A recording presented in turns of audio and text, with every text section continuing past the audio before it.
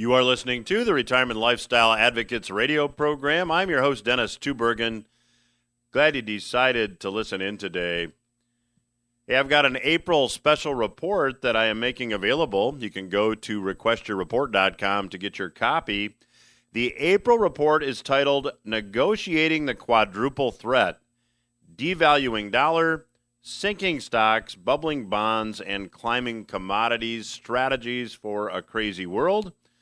That is the April special report. It is available by visiting requestyourreport.com. All you'll need to do is let me know where you want that report mailed, and I'll be very glad to get it out to you with no cost and with no future obligation. So again, the April special report, Negotiating the Quadruple Threat, Devaluing Dollar, Sinking Stocks, Bubbling Bonds, and Climbing Commodities, Strategies for a Crazy World. And that report is yours by visiting requestyourreport.com.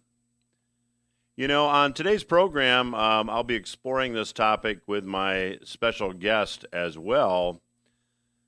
But I want to discuss an event that has recently taken place that's not been covered extensively, at least as far as I can tell. But this event that recently occurred has the power to change the way the world does a lot of its business. Now, here's why that could be a big deal for you. The rest of the world uses a lot of U.S. dollars in trade. Now, as I have discussed here on the program previously, there has been a gradual, ever-intensifying move away from the U.S. dollar over the past 20 years or so. And with this recent event, that movement away from the U.S. dollar will, without a doubt, strengthen. Well, by now you're probably wondering, what event am I talking about? Well, let me give you a quote from an article published on Fox Business on February 28. And incidentally, these articles are sourced on the Retirement Lifestyle Advocates website. All you need to do is go to retirementlifestyleadvocates.com. Click on the Weekly Portfolio Watch link, and you'll find the links to these articles if you'd like to read them in their entirety, and I'd certainly encourage you to do that. This from the article, quote, "The United States said it is blocking financial transactions of Russian central bank assets, effectively freezing any of those assets held by Americans. The freeze is effective immediately," a senior administration official said in a briefing to reporters on Monday. And again, this is a little over a month ago. The official said the U.S.'s actions are in conjunction and in cooperation with the European Union, Japan, the UK, Canada, and others.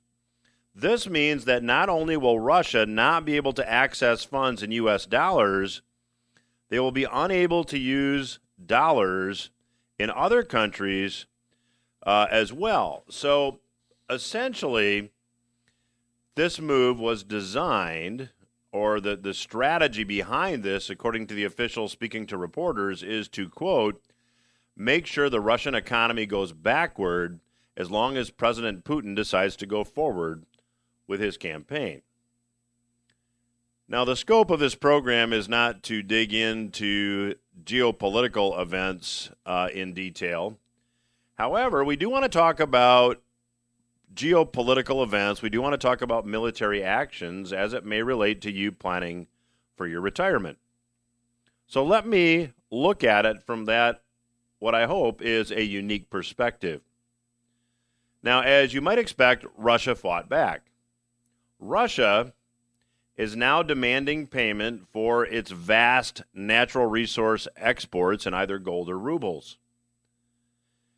That means any of the rest of the world that does business with Russia will have to have rubles rather than U.S. dollars. Now, David Kranzler, who is an analyst and economic writer whose work I've discussed previously here on the program, recently wrote a very interesting piece. It was titled, "Did Russia Intentionally Trigger a Monetary System Reset?" It's an extremely thought-provoking article, and again, you'll find a link to this article at retirementlifestyleadvocates.com. I'd encourage you to go check it out. Here's a bit from Mr. Kranzler's article. Fiat currency is a promise to repay a debt obligation and nothing more. A fiat currency is really currency by decree. It's currency because the government says it is legal tender for all debts, public and private. However, it's not actually backed by anything tangible. Kranzler says, by contrast, a hard asset-backed currency is a guarantee that payment will occur.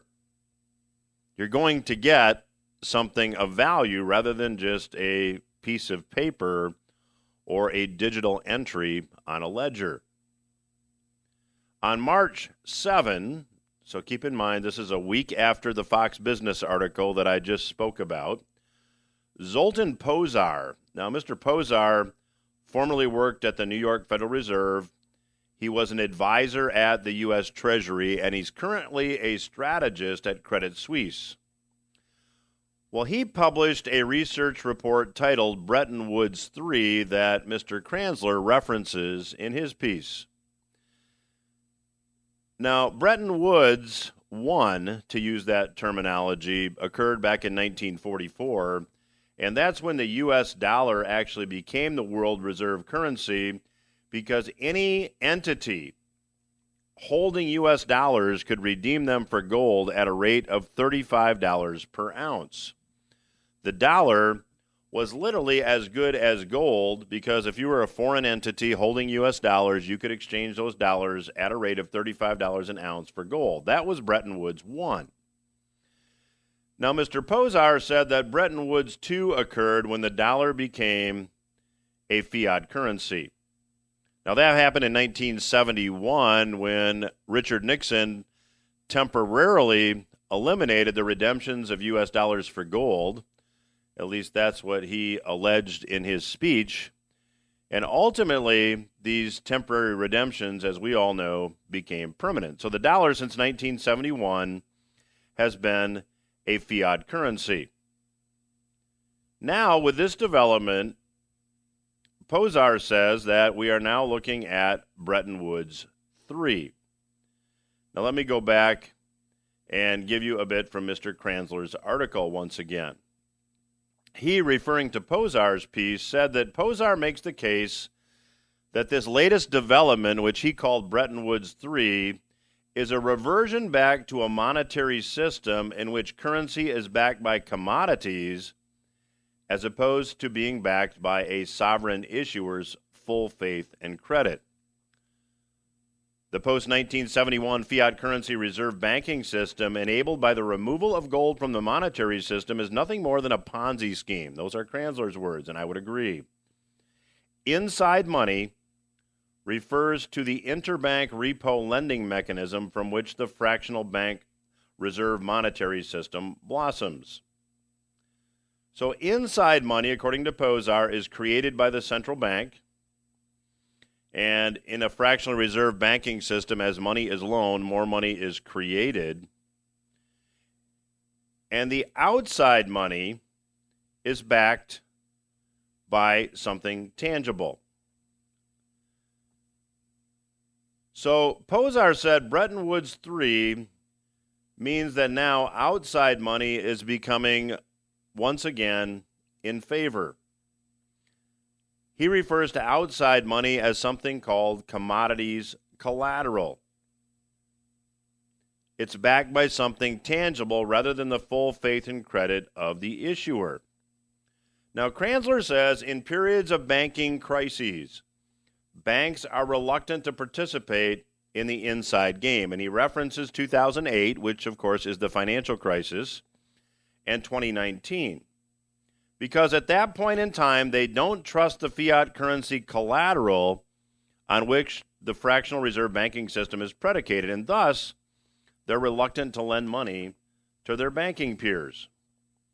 And every time this occurs, every time they lose trust in this inside money system, the central banks have to print more currency to lubricate the system enough so that it functions. This action, ironically, further devalues the inside money on which this entire system is based. On the other hand, Kranzler said if currency is issued by governments and printed by central banks is backed by hard assets, this problem is avoided. In this system, the counterparty to trade or financing transactions would have the option of demanding payment in the hard asset or assets. Fiat currency is nothing more than unsecured debt, where commodity-backed or backed currency obviously eliminates all that counterparty risk. Now, Kranzler makes an interesting observation, and I'll talk about this more in the last segment of today's program. Kranzler said that it's likely that Putin knew ahead of time that the West's response to Russia's invasion of Ukraine would be to freeze Russian currency reserves held at Western central banks. Of course, this response by the U.S. brought to light the inherent Achilles heel of the modern central bank fiat currency reserve system. Any country that keeps currency reserves for trade settlement purposes at foreign central banks, specifically the Federal Reserve and the European Central Bank, is now at risk of having those reserves confiscated. We have now set a precedent. Russia, in response, is now demanding payment for energy in rubles for what they consider to be unfriendly countries, and that has really strengthened the ruble significantly, and I'll talk more about that in the last segment of today's program. As we go to the break, let me remind you, if you're just joining me, the April 2022 special report is Negotiating the Quadruple Threat, Devaluing dollars, Sinking Stocks, Bubbling Bonds, and Climbing Commodities, Strategies for a Crazy World. Be glad to send you a copy of the report. You just need to visit requestyourreport.com. I'll be back after these words. You are listening to RLA Radio. I'm Dennis Tubbergen, your host, and joining me on today's program is Mr. Alasdair Macleod. Alasdair is the head of research at Gold Money. You can learn more about Gold Money at goldmoney.com, and Alasdair is a prolific author and commentator. You'll find his work on the Insights section of the website. I go there frequently and encourage you to do so as well. Alasdair, welcome back to the program. That's my pleasure, Dennis. Well, let's just jump right in, Alasdair. As we talked, we're living in a world that certainly is not boring. There is a lot going on from a currency perspective as it relates to the Russia-Ukraine situation, and I'd like to focus there in our interview today if we could. And I think just to use this as a jumping-off point, and you can go any direction you'd like, it seems that and I'd like your opinion. Did the U.S. and did they make a policy blunder when they seized Russian assets here in the U.S.? Yes, I think they have in the sense that it's not just a simple matter of sanctioning the Russians. I mean, the problem is that America is leading the sanctions regime against probably the most important exporter of commodities generally, and certainly the largest exporter of energy in the world. Now, you don't do that without having repercussions, and I think that's basically what we're seeing. We've seen commodity prices rise fairly sharply, and particularly the price of oil, which at one stage got up close to $130 a barrel, but has backed off about 30% from that now. And natural gas has also rocketed. The prices have sort of, they're pausing, I would say, but it does look to me as if they are set to go higher, which, of course, is very, very painful for particularly the European partners in this Western alliance against Russia. So the answer, basically, Dennis, is yes, there are some very unpleasant repercussions from the action. Let's talk about now what, if you could, just for our listeners maybe that aren't familiar with this, could you just briefly talk about Russia's reaction to the sanctions and these actions? Yes, Russia has basically done two things. The first thing that the central bank has done, the Russian central bank, is that it's said that between now and the middle of the year, the end of June, it stands prepared to buy gold at 5,000 rubles a gram. Now, that at the current ruble rate, which is a little below 80 to the dollar, effectively means that they're buying gold, they're prepared to buy gold from their own banks, what they call credit institutions in Russia, at a price of around about $1,950. So that's a little bit above where we are now. I'll just continue with that for a moment before coming on to the other announcement. The importance of this is that there is no restriction at all on a Russian bank, say, trying to do an arbitrage. A Russian bank could either go and deal in Shanghai, or alternatively could deal, say, in somewhere like Dubai, buy gold, and do the arbitrage into the Russian central bank. Now, obviously, the exchange rate is the important thing, the exchange rate between the dollar and the ruble. The other thing that's important, of course, is that the Russian bank doing that has to have access to non-ruble currencies, I mean predominantly dollars, in order to do it. The Gazprom Bank, which is the banking arm of the big energy company in Russia, has not been sanctioned, and I can see it taking advantage of this, perhaps, which would have the effect of draining physical gold out of really a very illiquid market in the West. So that's the first point. The second point is that Russia has insisted that anyone on the unfriendlies list, in other words, those who are sanctioning Russia, would have to pay for their energy in rubles. Now, there are not a huge amount of rubles out of circulation, outside Russia, circulating outside Russia. So this is obviously going to create something of a shortage of rubles.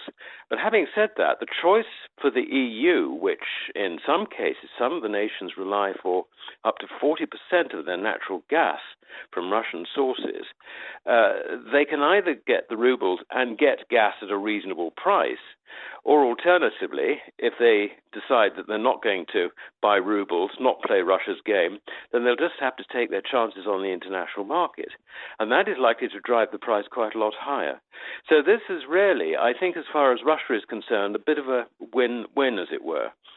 But there is another important point about it, because if you put these two things together, effectively the link with gold ties the ruble, loosely admittedly, to commodities, and particularly energy, rather than, let us say, just operating as a purely volatile fiat currency, liable to sanctions from the West. So Russia, in currency terms, from these two announcements, is actually going in a completely different direction from that of the dollar, the euro, the yen, which basically are committed to expanding the quantity of currency in circulation so that everybody can buy anything they want at whatever the price might be. And this is why the currencies are being debased in the West.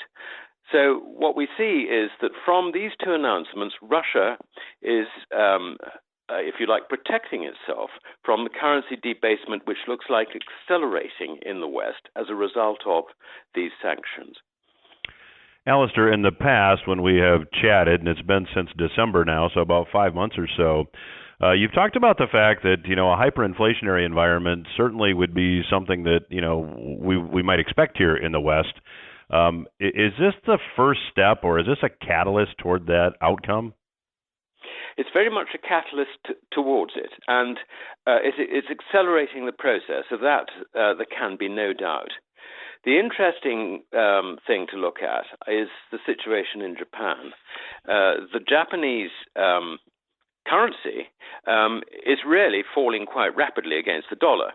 And this is very much in contrast with what are now becoming commodity-backed currencies, such as the Chinese renminbi, which is actually increasing against the dollar. The problem that the Japanese have is that the central bank has anchored its interest rates below the zero bound. It is got a huge, great portfolio on board. I mean, this is the central bank of JGBs, which are Japanese government bonds, corporate bonds, and even equities. I mean, they've got substantial quantities of equities. They have been doing this since the year 2000. Now, what this means is that this central bank, which amounts to an enormous hedge fund, is rapidly going underwater when we see rising bond yields driving down the prices of the bonds in their portfolios. So we have a situation where they can't afford to raise interest rates, they cannot afford to see higher Japanese government bond yields, and they are stepping in to ensure that the 10-year JGB bond yield doesn't go over 0.25%. So, I mean, they're just buying anything they can just to stop these prices falling. Now, this is against a background of price inflation at the consumer level, which all around the world is just through the roof. And obviously, it's a completely untenable situation.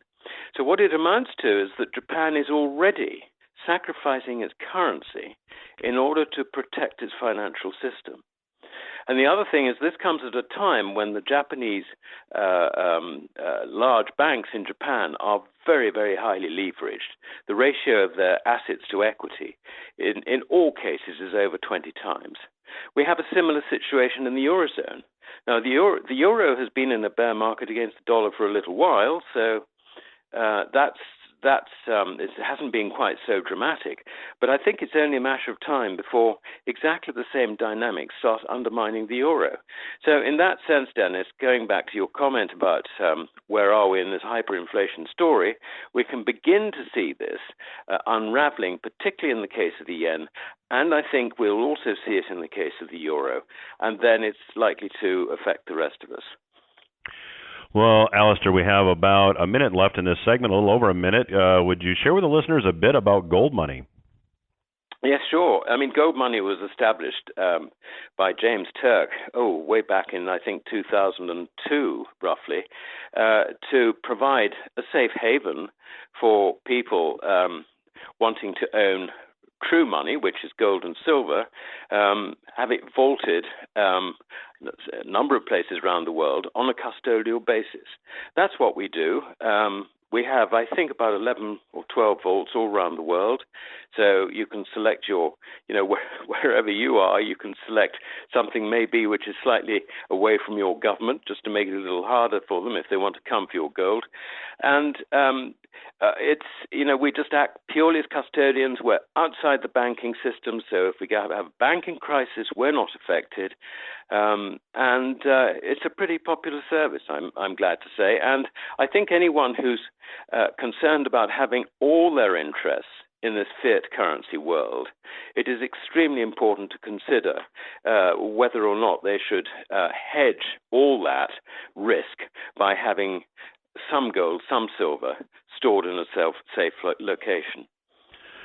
Well, that's perfect timing. The clock says we need to leave it there, but the good news is I will be back for one more segment with Mr. Alasdair Macleod. Stay with us. I'm Dennis Tubbergen. You're listening to RLA Radio. I'm chatting today with the head of research at Gold Money, returning guest, Mr. Alasdair Macleod. Alasdair is a prolific author and commentator, very bright guy. I would encourage you to check out all his work at goldmoney.com, and you can go to the Insights section. So, Alasdair, let's just briefly kind of summarize what we talked about in the last segment with now Russia's action here, and is this the beginning of a quasi gold standard now that Russia's got this fixed rate at which they will buy gold?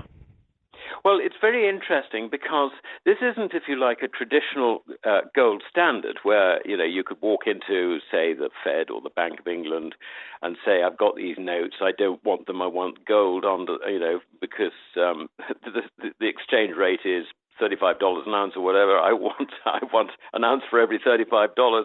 But that's how it used to be. And the central bank was obliged to give you gold coin for dollars. Actually, I think in the case of America, it's 20.67 because at $35 you weren't allowed to exchange it. Anyway, This is very, very different. I think what Russia is doing is that it is tying its currency effectively to the world of commodities. I'm just saying this very, very loosely because it is a very loose tie. They are doing this, I think, through gold, in a sense, because by saying that they will buy gold at 5,000 rubles per gram, that is only true up until the middle of this year. They will then revise the price at that point. I mean, for all we may know, they may stop doing it, but I think we can assume that they will revise the price because that's roughly what the statement from the central bank said. So this is, if you like, rather like a floating peg. Now, this does make sense because there is so much violence in the world of currencies at the moment being unleashed. I mean, in the last segment, I talked about the situation for the Japanese yen and also the euro. And if they fall over, I mean, God help the rest of us. This is not just a banking crisis in the making. It is also a major fiat currency crisis, and there are likely to be fiat currencies that are not going to survive. So, in that sort of environment, I mean, the Russians clearly know what they're doing. They want the flexibility to deal with, if you like, the blowback from what's going on in what I can only describe as almost, a currency war of almost nuclear proportions. Alasdair, when you look at the use of the dollar as still the primary currency used in international trade, how does this development affect the dollar's dominance in your view? Well, it is fascinating. We have in the world today, the world of currencies is essentially a world which revolves around collateral, which is financial in character. So, if you go to a bank and you want to borrow money, basically, it could be a mortgage on your house, but very often, what the bank is really relying on is some sort of collateral in the form of, let's say, bonds or equities or something like that, against which they will offer a loan. So the currency situation is effectively backed by financial assets. We are at the end, I believe this is very much the end of a major financial bubble, the scope of which we haven't seen on a global scale before. I mean, we've had things like the Mississippi bubble in France, we've had the South Sea bubble in England, we've had the tulip bubble in Amsterdam, but these are almost sort of local bubbles, as it were. But this is a global one. This is truly global. And what we're seeing now is the purchasing power of currencies is diminishing at quite a significant rate, which means that interest rates will not go up just 2%, 3%, but they're going to go up a lot more. And that, of course, is going to burst the bubble, not just of bonds, which has already started, but also of equities. So we're transitioning, I think, from that currency world into a new currency world where the collateral is effectively commodities. And I think that Russia and China are basically leading the way in that direction. So it's a very, very interesting point, if you like, in economic history that we're actually sitting at the moment. This transition from collateral being essentially financial in nature, on the back of a bubble, and moving into collateral being only commodities. Now, obviously, the whole world doesn't work just on commodities, but there will be a lot of wealth destruction, I think, as the bubble in the West pops. And that's going to be the transition which we're really looking at, I think, over the next year or two. So, Alasdair, when you say the bubble will pop, the first word that pops, the thought is that as bubbles pop, that is a deflationary event, and currency creation is an inflationary event. Could you envision a scenario where we see asset prices like stocks and bonds fall while consumer prices continue to rise? Yes, I certainly can. Let's look at just one narrow aspect of consumer prices, and that's food. this year we're likely to see developing shortages of foodstuffs because of the situation in the Ukraine in particular. Ukraine is the breadbasket of Europe. It supplies an awful lot of grain and fertilizer to the rest of the world, which when withdrawn not only forces up prices, but also means that the productivity of farms outside the region will also be severely affected by the rising cost of fertilizers. So we're going to see prices rise, if you like. And financing that rise will be further production of currency. So that, to me, is absolutely clear. This idea of tying together what is happening to the debasement of a currency with financial asset prices gets it all wrong. The problem that financial asset prices are going to have to surmount is how do you retain value in, let's say, a stock, if you like, when interest rates are rising through the roof. As I said earlier, not just 2%, 3%, but it is becoming possible to envisage interest rates going over 10% just by looking at what's going on to prices in commodities and how that is feeding through in terms of production costs and all the rest of it. So I think it's always a mistake to think in terms of that sort of black and white, which is really a Keynesian approach, has been disproved so often. And also, if you look back at what happened, say, in Germany in 1923, you had the collapse of the currency, the paper mark. Interest rates, goodness knows where they were. I mean, if you could borrow money, it would have been at ridiculously high interest rates. What happens to stocks and things like that? Well, I mean, any value that was there was basically because you had an alternative to dealing in the paper market. People were buying, they were buying things using foreign currencies. So, but this time, we just don't really see where that alternative is going to come from. So, Alasdair, when you look at, when you were describing that scenario, one of the thoughts I had was that, this really is going to force governments around the world to come a lot closer getting their financial houses in order, and that's going to be extremely painful for the populace. Would you agree with that thought? I would certainly agree with it, and I don't think it's quite as simple as we would like to think, because Western governments have mandated costs which they can't avoid without changing laws.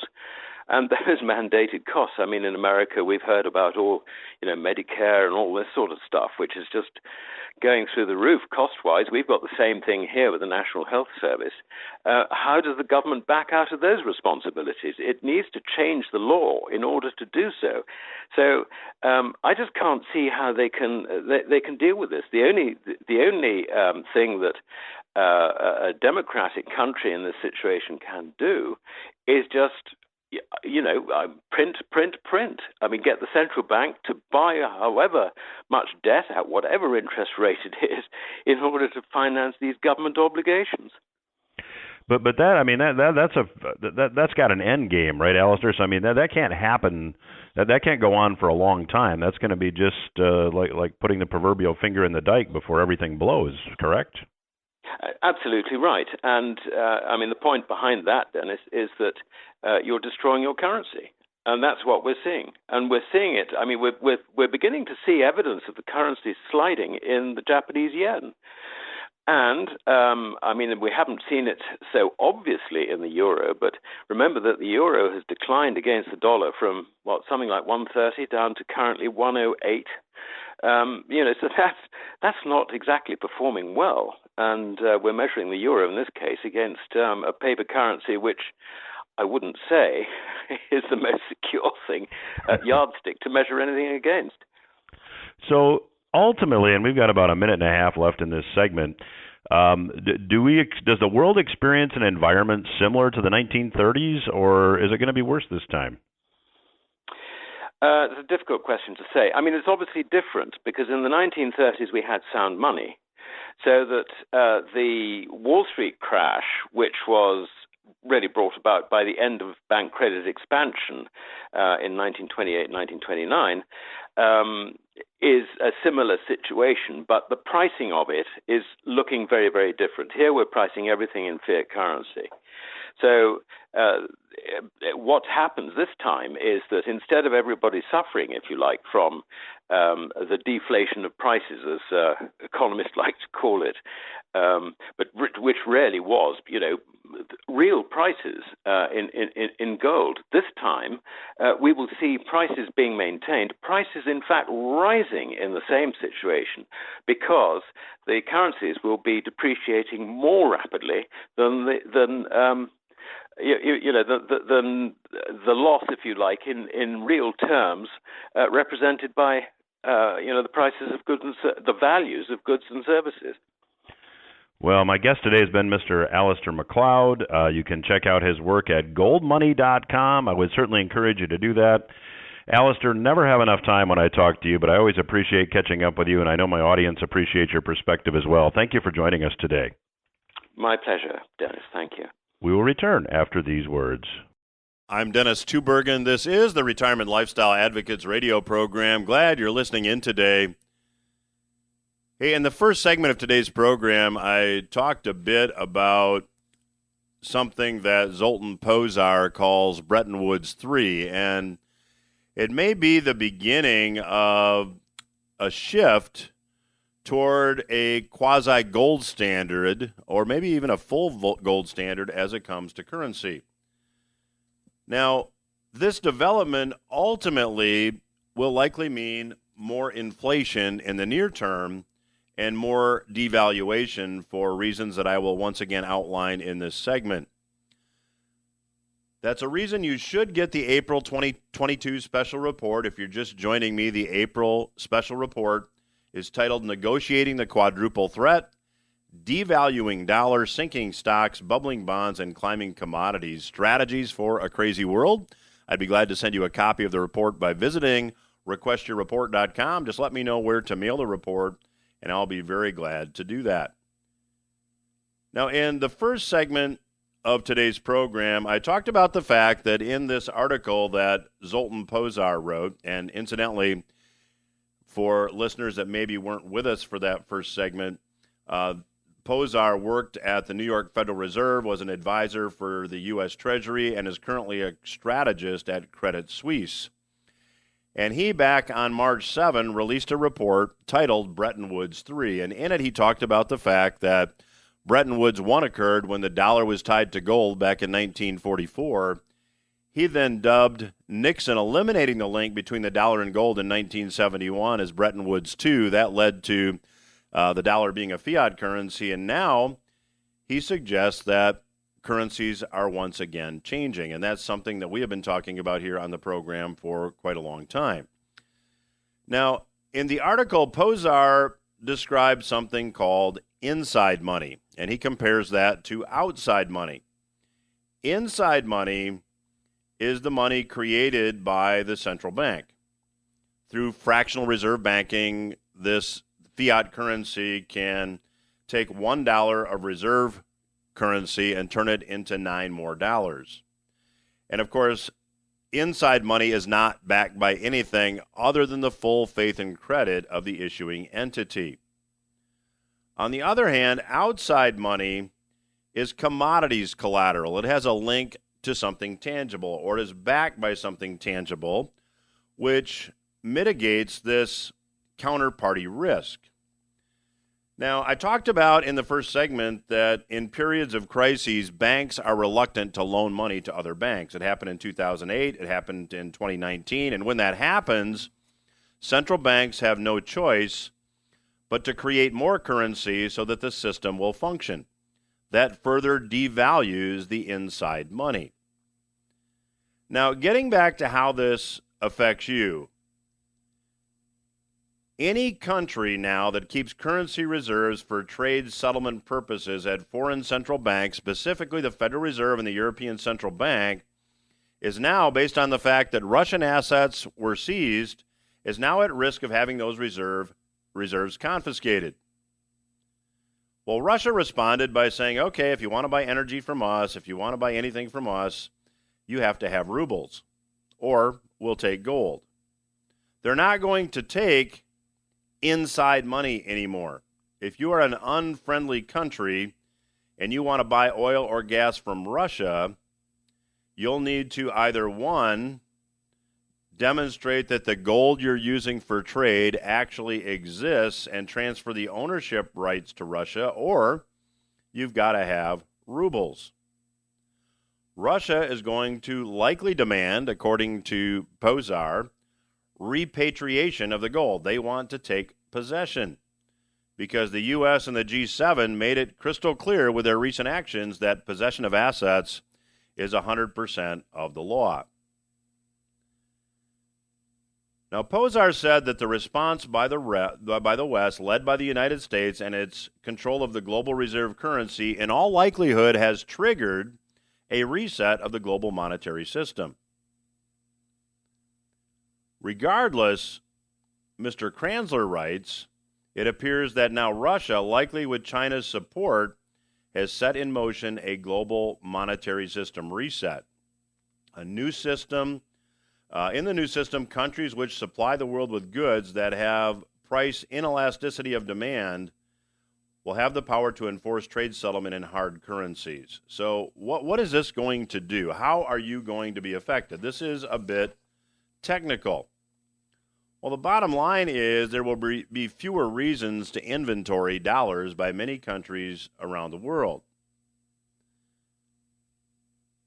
When you take a look at China, for example, what does China want to do? Do they want to sell U.S. Treasury bonds? Do they want to get rid of U.S. dollars and convert them into something they can use to do business with Russia?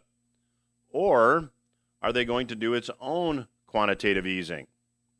Well, either way, I think we're going to see higher yields, and we're likely going to see higher inflation moving ahead. So this certainly makes the case for non-U.S. dollar-denominated assets in your portfolio. There are many ways to do that.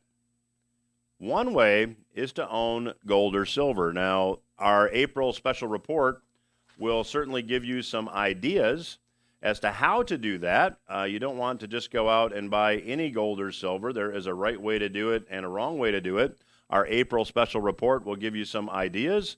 The April special report is titled Negotiating the Quadruple Threat, Devaluing Dollars, Sinking Stocks, Bubbling Bonds, and Climbing Commodities, Strategies for a Crazy World.